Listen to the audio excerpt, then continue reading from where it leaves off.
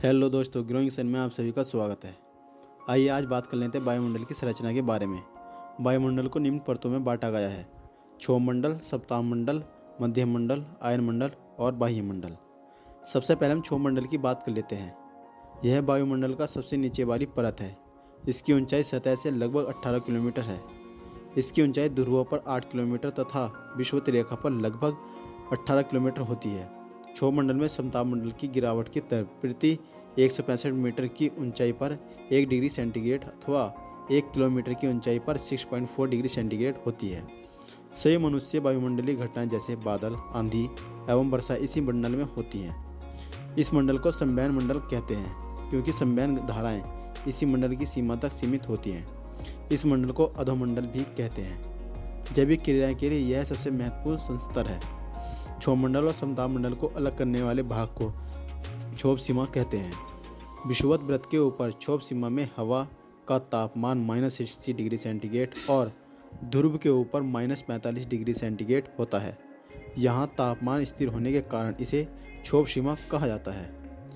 समतापमंडल के बारे में बात कर लेते हैं। समतापमंडल 50 किलोमीटर की ऊंचाई तक। समतापमंडल की मोटाई ध्रुवों पर सबसे अधिक होती है। कभी कभी विषुवत रेखा पर इसकी लोप हो जाता है। इसमें मौसमी घटना जैसे आंधी, बादलों की गरज, बिजली कड़क, धूलकण एवं जलवाष्प आदि कुछ नहीं होती हैं।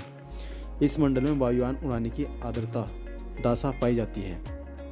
कभी कभी इस मंडल में विशेष प्रकार के मेघों का निर्माण होता है जिन्हें मूलाभ मेघ कहते हैं। समतापमंडल की महत्वपूर्ण लक्षण यह है कि इसमें ओजोन गैस की एक परत पाई जाती है जो सूर्य से आने वाली पराबैंगनी किरणों को अवशोषित कर लेती है।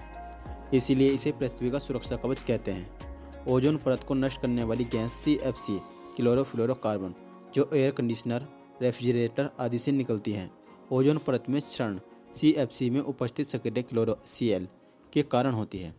ओजोन परत की मोटाई नापने में डॉप्सन इकाई का प्रयोग किया जाता है। आइए अब बात कर लेते हैं मध्यमंडल।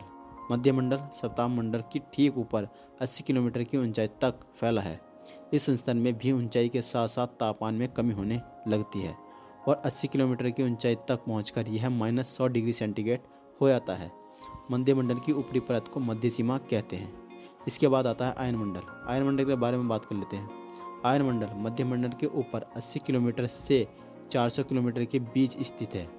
इसमें विद्युत अभिशेषित कण पाए जाते हैं जिन्हें आयन कहते हैं, इसलिए इसे आयनमंडल के नाम से जाना जाता है। आयनमंडल में ऊंचाई बढ़ने के साथ तापमान में वृद्धि शुरू हो जाती है। इस मंडल में सबसे नीचे स्थित डी लेयर से लॉन्ग रेडियोवेव्स एवं E1, E2 और F1, F2 परतों से शॉर्ट रेडियो वेव परावर्तित होती हैं। इसके फलस्वरूप पृथ्वी पर रेडियो, टेलीविजन, टेलीफोन एवं रडार आदि की सुविधा प्राप्त होती है। संचार उपग्रह इसी मंडल में अवस्थित होते हैं। इसके बाद आता है वायुमंडल। आइए वायुमंडल के बारे में बहुत विस्तार से जानते हैं। आयनमंडल से ऊपर के भाग को वायुमंडल कहा जाता है। इसकी कोई ऊपरी सीमा निर्धारित नहीं है। इस मंडल में हाइड्रोजन एवं हीलियम गैस की प्रधानता होती है। इस मंडल की महत्वपूर्ण विशेषता इसमें ऑरोरा ऑस्ट्रालिस एवं ऑरोरा बोरियालिस होने की घटना है। ऑरोरा का शाब्दिक अर्थ होता है प्रांतकाल, जबकि बोरियालिस तथा ऑस्ट्रालिस का अर्थ क्रमशः उत्तरी एवं दक्षिणी होता है। इसी कारण उन्हें उत्तरी ध्रुवीय प्रकाश एवं दक्षिण ध्रुवीय प्रकाश कहा जाता है। वास्तव में ऑरोरा ब्रह्मांडीय चमकते प्रकाश होते हैं जिनका निर्माण चुंबकीय तूफान के कारण सूर्य की सतह से विसर्जित इलेक्ट्रॉन तरंग के कारण होता है। ऑरोरा ध्रुवीय आकाश में लटके विचित्र बहुरंगीय आकाशपिंड की तरह दिखाई पड़ते हैं। यह प्रांतः आधी रात के समय दृष्टित होते हैं। ऐसी फैक्ट वीडियो जानने के लिए चैनल को सब्सक्राइब करें। Thank you.